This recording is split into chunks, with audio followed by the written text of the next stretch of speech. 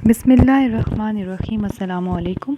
आज का लेक्चर बड़ा ही इम्पॉर्टेंट और इंटरेस्टिंग, इसको इंटरेस्ट लेके पढ़ेंगे तो बहुत ही आसानी हो जाएगी समझने में। अगर टेंशन लेके पढ़ेंगे या कहेंगे कि ओ एग्ज़ाम के लिए प्रिपेयर करना है तो थोड़ा सा आप लोगों के लिए मुश्किल हो जाएगा। देखिए, इसके अंदर बड़ा प्यारा कॉन्सेप्ट है।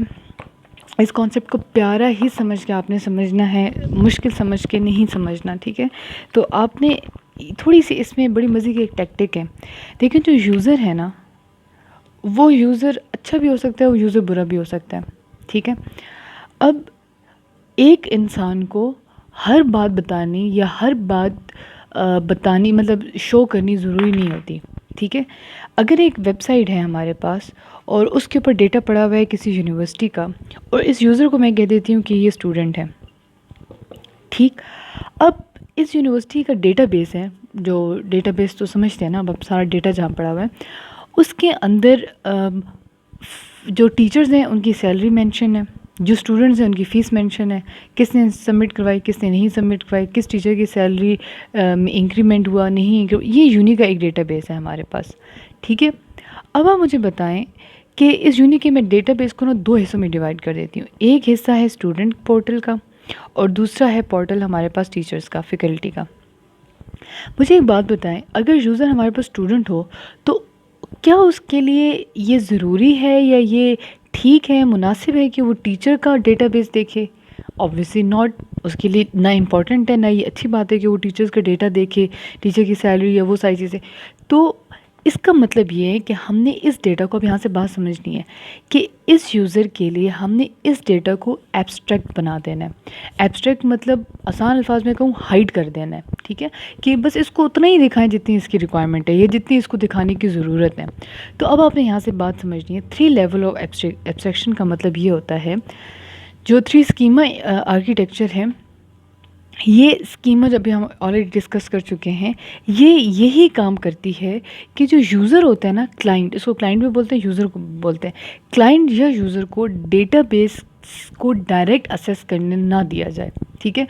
एक और एग्जांपल यहाँ पे ऐड कर लेते हैं। अगर यहाँ पे यूज़र हमारे पास कोई भी एक अकाउंट होल्डर हो जाए जिसका अकाउंट है किसी भी बैंक के अंदर, और ये जो डेटाबेस है, ये जो वेबसाइट है, ये मैं बना देती हूँ एक बैंक की। इस बैंक के अंदर एक क्लाइंट का डेटा है प्लस बहुत सारे क्लाइंट्स का डेटा है, या इस जो बैंक के अपने जो डेटाबेस होते हैं, क्या चीज़ हो रही है, क्या debits and credits and all that, तो ये सारी चीज़ें। अब इस अकाउंट होल्डर या इस क्लाइंट के लिए इतना ही इनफ है और होना भी चाहिए कि वो सिर्फ़ और सिर्फ अपना देखें, अपना डेटा देखें, इसके अलावा बाकी सारी चीज़ें उसके लिए एब्स्ट्रैक्ट हो जाए, ठीक है। कुछ इस तरह का कॉन्सेप्ट हम लोग लेना है 3 लेवल ऑफ एब्स्ट्रैक्शन या 3 स्कीमा आर्किटेक्चर के अंदर, ठीक है जी। 3 तरह के स्कीमास यूज़ होते हैं, याद रख लें इस चीज़ को।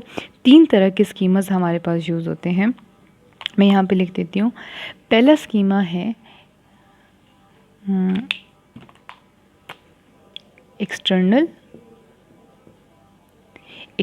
स्कीमा। अगला है हमारे पास कॉन्सेप्चुअल स्कीमा,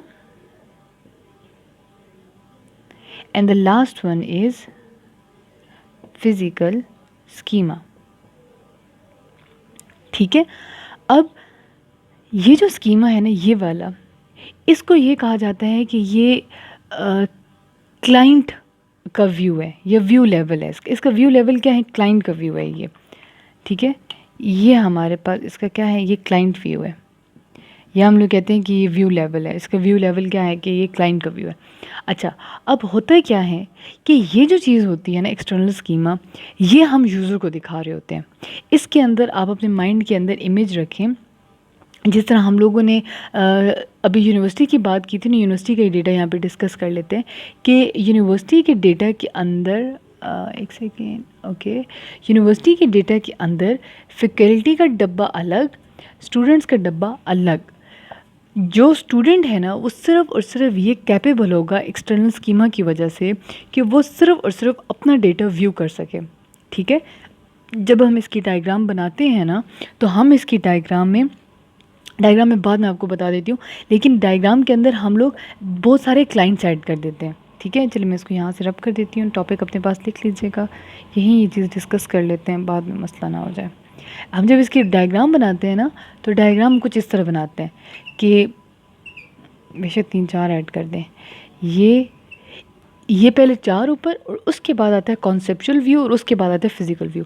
इन 4 का मतलब ये है कि क्लाइंट्स, नंबर ऑफ़ क्लाइंट्स या नंबर ऑफ़ यूज़र्स इंक्रीज़ हो सकता है, लेकिन हर क्लाइंट अपना व्यू देखेगा इस एक्सटर्नल स्कीमा की वजह से। देखिए, अगर ये फैकल्टी का मेंबर है ना, तो इसके सामने जो पेज ओपन होगा वो फैकल्टी का होगा। उसके अंदर वो अपनी सैलरीज़ और अपने वो जो क्लासेस वगैरह वो देख सकते हैं। लेकिन अगर ये स्टूडेंट है तो उसके सामने सिर्फ स्टूडेंट का ओपन होगा। तो बेसिकली एक्सटर्नल स्कीमा जो है वो क्लाइंट के साथ डील कर रहा होता है, प्लस उसके डिफरेंट व्यूज़ उसको शो करता है, ठीक है, जो उसकी मुनासबत का है बस उसको वो शो करता है, ठीक है। इसकी वजह से सिक्योरिटी मेंटेन हो जाती है हमारे पास, ठीक है, वरना सिक्योरिटी मेंटेन ना होती। अगर स्टूडेंट भी टीचर का देख लेता, टीचर भी स्टूडेंट का देख लेता, तो उसका कोई फ़ायदा ना होता। ओके जी। Conceptual view. कॉन्सेप्चुअल व्यू के अंदर हम लोग लॉजिकली देखते हैं कि किस तरीके से डेटा को स्टोर करना है या किस तरीके से डेटा स्टोर हुआ हुआ है। जिस तरह अगर हम लोग कहते हैं कि एक्सटर्नल व्यू के अंदर हम लोगों ने एक फॉर्म दिया हुआ है फिल करने के लिए, तो जो फॉर्म है ना वो इस तरह का। अब यहाँ से बात ज़रा समझने वाली है, ध्यान से समझिएगा। वेबसाइट के ऊपर एक फॉर्म है जिसके अंदर लिखा हुआ है name, address, contact number, email address. ये एक फॉर्म है जो हमें नज़र आ रहा है किस पे, एक्सटर्नल स्कीमा पे। जब हम लोग अब ये अज्यूम करते हैं, क्योंकि हम लोग RDBMS पढ़ रहे हैं, हम अज्यूम करते हैं कि जो हमारा पूरा सिस्टम है वो RDBMS है, रिलेशन डेटाबेस मैनेजमेंट सिस्टम है। तो रिलेशन डेटाबेस मैनेजमेंट सिस्टम में रिलेशंस बनते हैं, रिलेशंस मीन टेबल्स बनते हैं। तो जब इसको, ये हमारे पास एक्सटर्नल व्यू है, जब इसको कॉन्सेप्चुअल में लेके जाएंगे ना तो वो इस तरह बन जाएगा। Name, address, contact number, email, और ये यहाँ पे हो जाएगा फिल। जो भी लोग वहाँ पे फिल करेंगे ये फिल हो जाएगा। ये हमारे पास कॉन्सेप्चुअल व्यू आ जाता है। लेकिन जो फिजिकल स्कीमा है ना, ये वो एक्चुअली डेटा कैसे स्टोर हुआ हुआ है मेमोरी के ऊपर, ये वैसा इसके अंदर होता है। अब इसके अंदर हम लोग नहीं बता सकते कि यहाँ पे डेटा कैसे स्टोर हुआ होता है, ठीक है। ये डेटा कैसे स्टोर है, कहाँ स्टोर है, किसी को भी नहीं पता। जिस तरह यहाँ बैठ के हम लोग फेसबुक ऑन करते हैं, लॉगिन करते हैं, हम फेसबुक पे लगा रहे हैं, पिक्चर्स अपलोड कर रहे हैं। अब आप मुझे बताएं, कौन बता सकता है कि वो जो पिक्चर जिस सर्वर पे अपलोड हो रही है वो सर्वर कहाँ पड़ा हुआ है, ठीक है, हमें नहीं पता। इसी तरह ये और वो क्यों नहीं पता, क्योंकि वो एब्स्ट्रैक्ट हुआ हुआ है, वो हाइड हुआ हुआ है हमसे। और वो किस वजह से हाइड हुआ हुआ है, इन स्कीमास की वजह से हाइड हुआ हुआ है, ठीक है।